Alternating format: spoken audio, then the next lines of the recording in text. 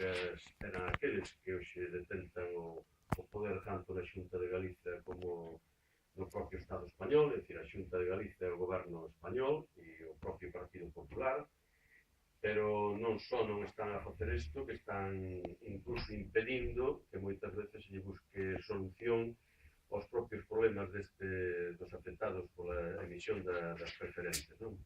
Se isto unimos, ademais, as consecuencias que tuvo pola mala xestión de quen estaba frente delas, da mala xestión das caixas, as consecuencias económicas que tuvo para o noso país, que entre outras cousas implicou que para rescatar esas entidades tuveran que poñerse 9.000 millóns do erario público, 9.000 millóns que non foron recuperados nin van ser recuperados na vida, xa que foi vendida, como todas e todos vos sabedes, pois Nova Galiza Banco a un financiero venezolano, que o comprou por 1.000 millóns de euros, perdimos 8.000 millóns de euros nesa operación. Bueno, nos parecenos que temos a responsabilidade como organización social, como organización sindical, de non permitir que algo que tuvo un custe social e un custe económico tan importante para o noso país e para tantos galegos e galegas, bueno, pues corresponsables deste tipo que tuvo este tipo de consecuencias, os responsables desta tremenda estafa, pois non se vayan de rositas, é dicir, non sufran consecuencia de ningún tipo polo que dixeron, e polo tanto iso foi o que nos animou a CIG a levar adiante esta querela, non? En calquera caso, como aquí hai xente que viviu moi directamente todo isto, como é o caso do propio Xulio e do propio Clodo, que están tamén moi metidos no tema, pois casi en da palabra para que eles tamén nos fagan un breve comentario, e pois os letrados que nos acompañan, tanto Guillermo como Xan, pois están tamén a vosa disposición para aclarar calquer aspecto técnico que queirades aclarar respecto da querela, e mesmo se considerades oportuno xa intervirantes tamén para calquer tipo de explicación podedes facer. No caso, Xulio, que queres intervir brevemente.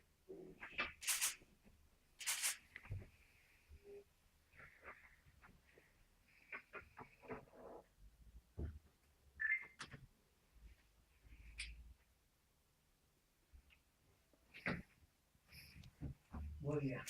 Bueno, como decía o responsable nacional da CIGA, é inevitable que había que presentar esta querella, sobre todo por a dignidade do povo galego. O goberno galego ten paralizada a comisión de investigación que se abriu no Parlamento galego, e os únicos que está xulgando o goberno galego os preferentistas. Eu mañán teño un xuizo dunha denuncia dun alcalde do Partido Popular, e as plataformas que levamos na rúa alrededor de 3 anos, temos máis de 20.000 euros de sancións impostas por o goberno galego. A contrapartida é que todos os que proporcionaron este problema no país e o roubo masivo, pois algúns xa están colocados noutras entidades vivindo ben, e os que estamos sufrindo a desgraza, pois non temos, hasta hoxe non tiñamos que nos defendera, non tiñamos que velara por nós, menos o presidente da Xunta de Galicia, nin o goberno galego, nin o goberno español, e volvo a dicir, estamos sendo tratados, despois de haber sido estafados, como fomos estafados, como delincuentes, por xente relacionada co goberno e por o Partido Popular.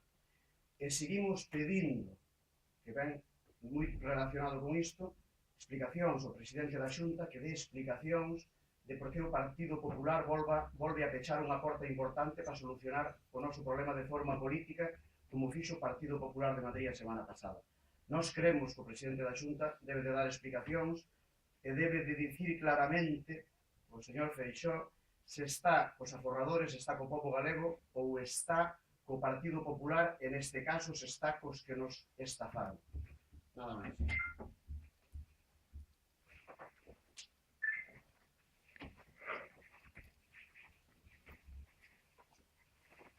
Bueno, voy a ser moi breve, non? Creo que xa se expuso aquí os motivos fundamentais polos que a CIGA presenta esta querela. Estamos falando dun país que fai 5 anos tiña 2 fechas de aforros, ou se perdeu calquera capacidade, calquera entidade financeira de seu, e ademais perderon nun proceso en que o conxunto da sociedade sufriu, a clientela sufriu e os traballadores e traballadoras tamén sufrimos. Quero lembrar, e vou falar lógicamente dende o punto de vista laboral dos traballadores e traballadoras de Galicia Banco, quero lembrar que todas as únicas saídas que se abriron para a clientela para poder recuperar o seu diñeiro foron a arbitrase ou as demandas judiciais. En ambos casos, a responsabilidade da comercialización das preferentes recaía sobre os traballadores e traballadoras e había que facer ver que os traballadores e traballadoras eran os auténticos responsables da comercialización das preferentes e, por tanto, todas as saídas que se dieron os preferentistas cargaban sobre o conxunto dun cadro de persoal que, ademais, sufriu 6 expedientes de carácter colectivo. Nos parecía fundamental que se fixera justicia, que se aclare dunha vez quen son os auténticos responsables tanto da quebra das entidades como da emisión das participacións preferentes como se comercializaron. Sempre dixemos que non é unha cuestión dun traballador ou traballadora que actuou en solitario, senón que se ve claramente que había unha estrutura organizada que foi a que emitiu as preferentes, unha estrutura comercializada que foi a que comercializou preferentes con carácter masivo, e esa estrutura non foi outra que a dirección de Caixa Galicia e Caixa Nova. Por tanto, pensamos que con esta querela tamén reivindicamos a dignidade dos traballadores e traballadoras da Galicia Banco, que levan sufrido un proceso de reconversión durísimo e, insisto, hasta agora todas as saídas preferentistas pasaron por culpabilizar aos traballadores e traballadoras, tanto na arbitrase como no xuicio. Por tanto, o que buscamos a día de hoxe é justicia. Estamos falando ante uns casos que provocaron unha grande alarma social e, sin embargo, e volvo a insistir na idea anterior que puxeron o compañeiro Suso e o compañeiro Xulio, o certo é que nin o Goberno da Xunta de Galicia, nin o Goberno Central, nin o Banco de España, nin a Comisión Nacional do Mercado de Valores, nin a Comisión Europea, e o que é máis importante, o FROP, deron ningún paso para aclarar como se emitiron as preferentes, por que se emitiron as preferentes e por que se lle colocaron a pequena clientela. Por tanto, esta querela que hoxe presenta a CIGA é unha querela que entendemos que non tiña que presentar a nosa central sindical, pero que nos vemos obrigados, dado que quen debería velar pelos intereses dos pequenos aforradores do país convertiuse en cómplice en todo este proceso.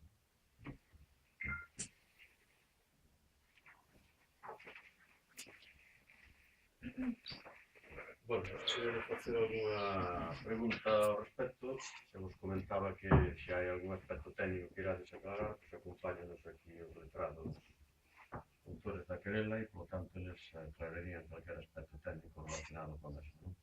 Entendo que non hai ningún precedente dunha teoría deste estilo. En todo caso, cal é o percorrido de solución? Sí, con respecto a Caixa Nova e Caixa Galicia non hai ninguna. Hai outras contra outras entidades que se están levando a Galicia Nacional, concretamente con respecto de bancos. O percorrido, que temos que presentar a querela, presentaremos a esta rematada, faltan algunhas pequenas cuestións de documentación, por lo tanto, estos serán presentados esta semana, o máis probable.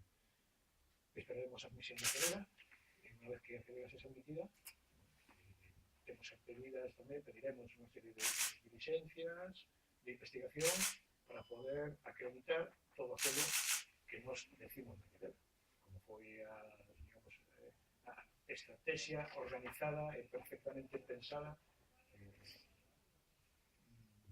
de comercialización deste tipo de produtos a persoas para as que non estaban dirigidos en absoluto, a aplicación do mercado da venda posterior, unha especie de mercado secundario inventado por parte destas entidades, e todos os demais datos que aparecen na querela e que van dirigidos a limitar a responsabilidade penal de todas estas persoas. Os nomes que se dixeron aquí son os principais, pero efectivamente a querela vai presentada contra todos os membros dos consellos de administración de Caixa Galicia e de Caixa Nova, posteriormente da entidade fusionada, Nova Galicia Banco, Nova Caixa Galicia, perdón, e tamén contra Nova Galicia Banco.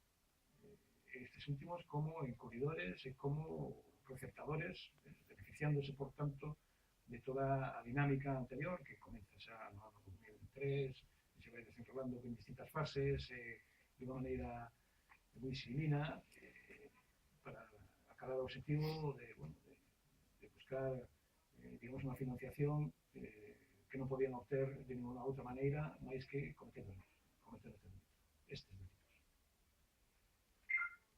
A de Bankia foi admitida en trámite. A de Bankia está en trámite en este momento.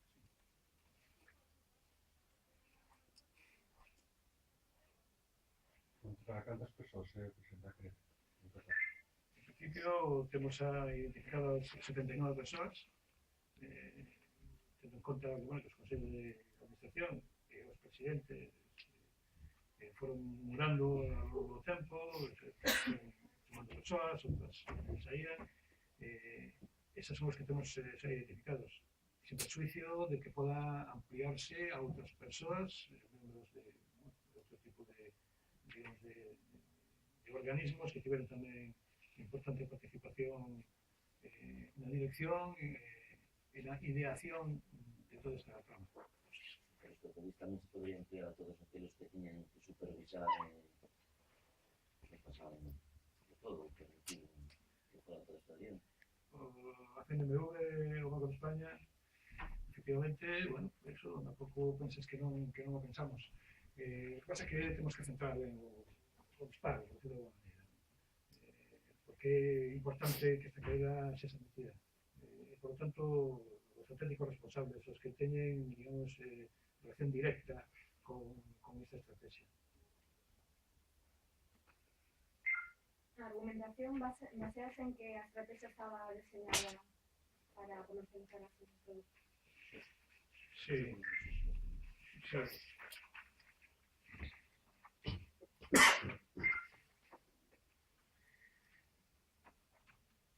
Sí, efectivamente existe un plan, ¿no? un plan de actuación foi efectuado, levado a cabo por los equipos directivos y por tanto por los directores xerais, ¿no? Que son en última instancia os responsables. Trátase de un plan de captación masiva do aforo dos pequenos aforadores, dos pequenos inversores. Os clientes, realmente os clientes habituais, tradicionais, das caixas de aforo. Utilizando, por tanto, estes produtos financieros, ¿no?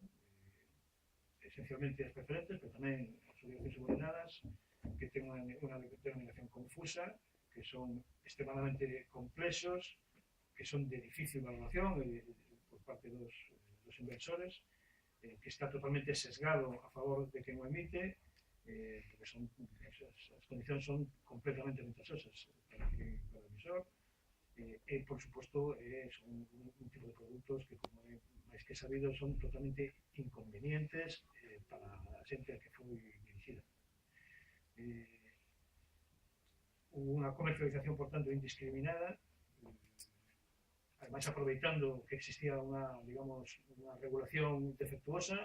Nos primeiros momentos non existía prácticamente regulación, ou era defectuosa, insuficiente, e ademais logo tomando ventaxa precisamente de toda a información que eles tiñan sobre os potenciais clientes, utilizando a toda a súa extensa red comercial que arranque todo o país, e por suposto a relación de confianza e a credibilidade que tiña sobre os pequenos aforadores, sobre os clientes, pues todos aqueles, básicamente os directores das sucursales.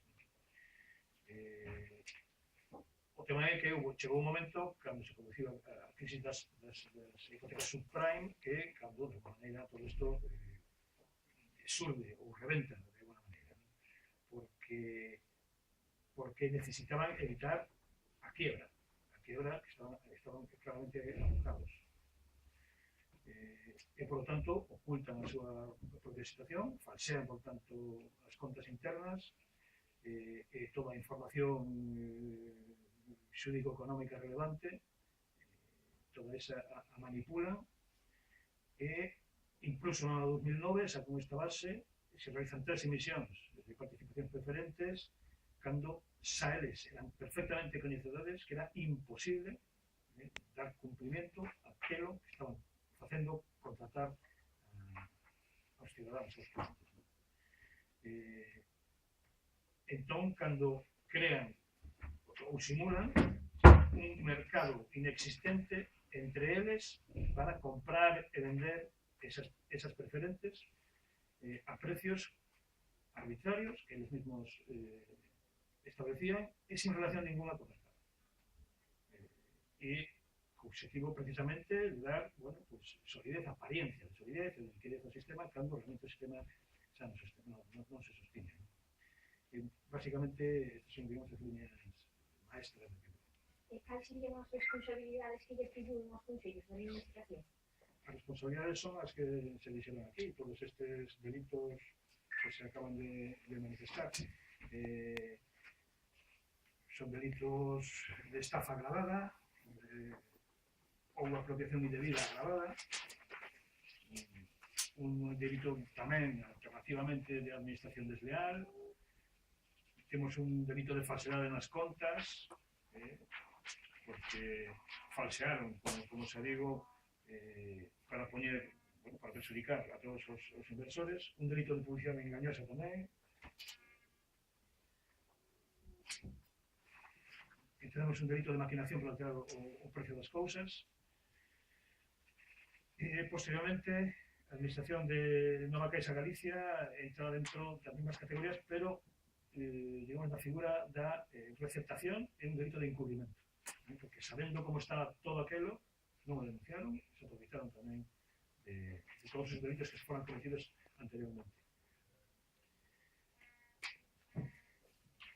E a que pena se enfrentan por estes delitos? Que pena se siguen por estes delitos? Son difíciles de calcular, ten en conta que estas son as figuras, luego se veremos se existen agravantes ou non, bueno, hai distintas posibilidades, é difícil calcular unha pena, porque as penas efectivamente son elevadas, son penas de prisión, difícil en este momento decir a canto poden ascender, ten en conta que hai moito concurso delictivo, reglas especiais de aplicación dos concursos de delitos, cando hai máis de un, en fin, tampouco é o momento de completarlo. Ata que punto o proceso se trata agora coas arbitraxes e as distintas sentencias favorables aos preferentistas son tamén, apoian tamén, non? A prima, porque ven así un reconhecemento de que se fixo mal. Sí, por supuesto, eso hay antecedentes que utilizaremos, como son todas as sentencias civiles que se están gañando, que son prácticamente o 90% dos pleitos civiles que se plantean e están sendo gañados. Temos tamén unha sentencia importante de acción civil colectiva que presentou o fiscal no que a entidade allanouse, estivo de acordo con o planteamento que se facía en esa reclamación judicial. Isto é reconhecimento claro de responsabilidades no seu punto de vista. Por supuesto, tenemos unha convicción de que o que decimos na querela é certo e real, foi o que pasou, e esperemos que os xuíces teñan a mesma opinión que nós. Vista a actitude de boa parte destes dirigentes dos organismos na Comisión de Investigación do Parlamento, crees que van a seguir unha actitude similar ante este proceso? É difícil valorar, eles, bueno, se defenderán como podan. Sabemos que non van a aceptar esa responsabilidade, evidentemente, porque isto é unha cousa moi seria. E, por tanto, bueno, a actitude que vayan a desenvolver, la veremos. Se me permitides, como plataforma de Compostela ou como representante dos afectados, agradecer a demanda que interpoñedes, cousa que a título individual era moi difícil ou supoñía un esforzo moi importante.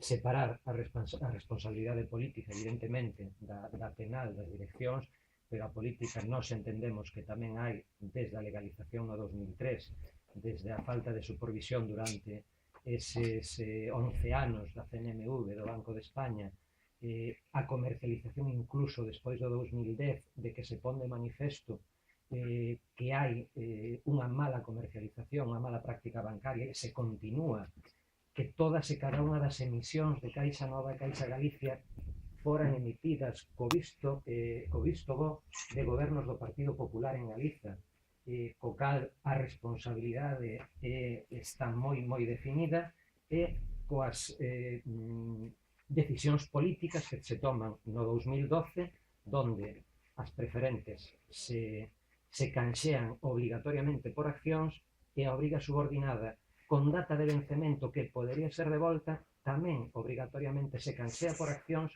impedindo que esas obrigas subordinadas se poidan devolver, agravando de un xeito manifesto a estafa, con un espolio por decreto. É unha pregunta, simplemente, se é posible, logo que afectados de todo o país, das dúas entidades, se poidan adherir a esta demanda penal. Sí, efectivamente. Iso é tamén un pouco a idea que temos. Esta querela xente siga, pero que tamén suyo como un preferencista, como un afectado. Un pouco en representación de todos aqueles que están en unha situación semellante. Posteriormente, todos aqueles que consideren oportuno, unha vez que a querela sexa admitida, poderem adherirse sin ningún tipo de problema. O único que hai que ver é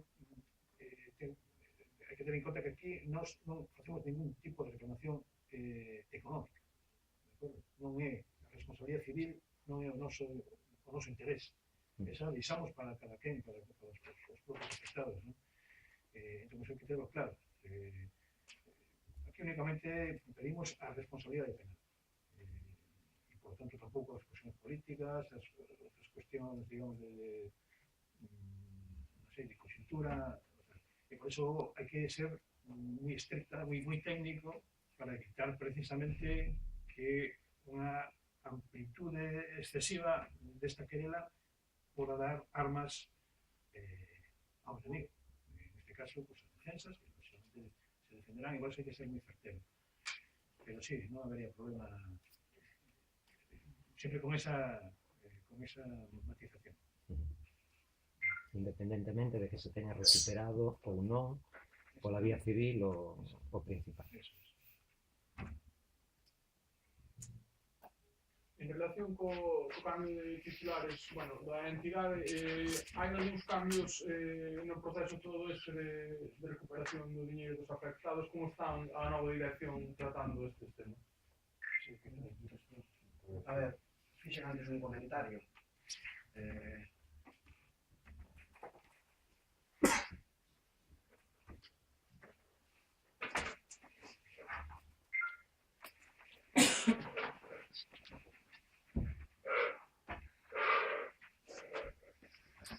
Hai un cambio de dirección, é certo, pero tamén é certo que a dirección da entidade non ten neste momento a solución ao noso problema. A solución ao noso problema sería moi doada se o Partido Popular en Madrid admita a trámite a derogación do Real Decreto 2012 e quedaría totalmente vía libre a entidade para poder anular os contratos e devolver os aforros. Pero a nós nos custa creer que pode haber o cinismo que hai no Partido Popular, que non o faga unha vez, como non o fixeron no ano 2012, de facer un circo no Parlamento Galego e no Congreso dos Diputados, facer o que fixeron, e repíteno. Eu personalmente, cando rematou a última vez no Parlamento Galego, lle dixen ao señor Puig que por favor que nos tomaran serio, que non nos tomaran o pelo. O señor Puig xa sabía que o Partido Popular en Madrid, os seus amigos, os que eles pelexan para que teñan a representación que teñen ali, iba a votar en contra en Madrid. Iso fai un daño enorme á sociedade e ás persoas que están afectadas e que levan 3 anos sufrindo o indecible por tratar de recuperar os seus aforros.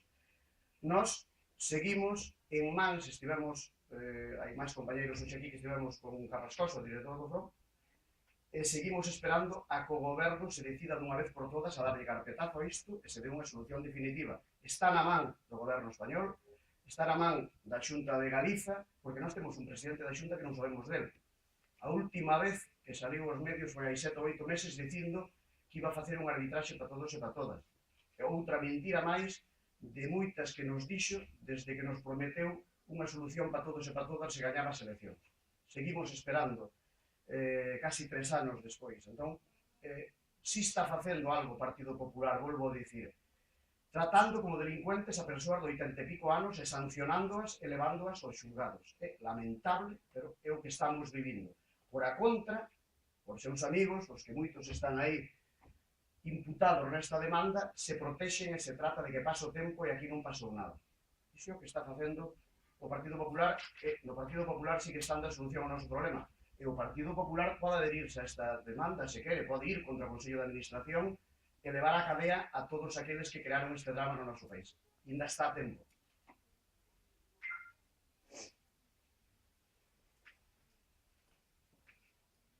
Bueno, alguna cousa máis? Non quedou claro, a Armalia vai contra os actuales directivos da entidade, non. Cuando se pone directivos de entidades tamén. Claro, os venezolanos tamén. Ainda non son. Ainda non son. Ainda non son. Ainda non son estes. Non. Ainda non está autorizada a venda por parte de Bruselas e, por tanto, ainda non son os propietarios, non se fixo a compra-venda. Pero entón, cando sean propietarios xa entran. Non. Entón se salvan porque non está autorizado. O mellor é o Fron, o actual propietario. É o foco. Bueno, pues nada máis, moitas gracias por a vosa presencia.